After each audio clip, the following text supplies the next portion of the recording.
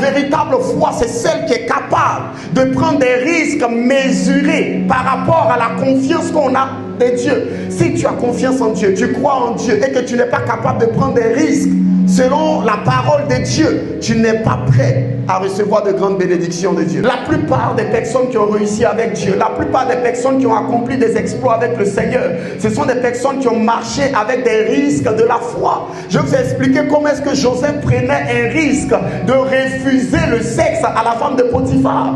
Il savait qu'en refusant, la femme allait l'accuser. Elle a prévenu, elle lui a dit. Et il savait que lorsque son mari allait venir, il pouvait demander qu'on l'exécute. Écoutez, ce n'est pas parce que vous obéissez à Dieu que vous ne souffrez pas. La souffrance n'est pas synonyme de la désobéissance à Dieu.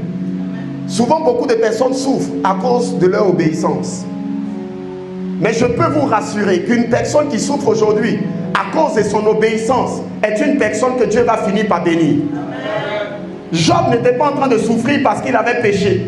Job était en train de souffrir parce qu'il avait obéi à Dieu et parce qu'il était intègre devant la face de Dieu. C'est tout le péché que Job a commis qui était là. Lorsque Satan se présente à la réunion des fils de Dieu, le Seigneur finit avec ses fils, les anges et tout.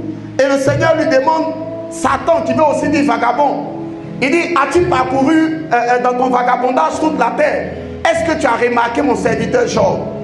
Il n'y a pas un homme comme lui sur toute la terre et il me craint. Et Satan, le vagabond, qui va dire, est-ce de façon désintéressée que Job craint le Seigneur?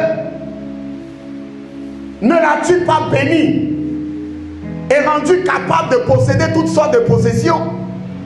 Mais laisse-moi le toucher et puis on va voir. Souvent les épreuves par lesquelles vous passez, c'est souvent des tests auxquels Dieu vous soumet.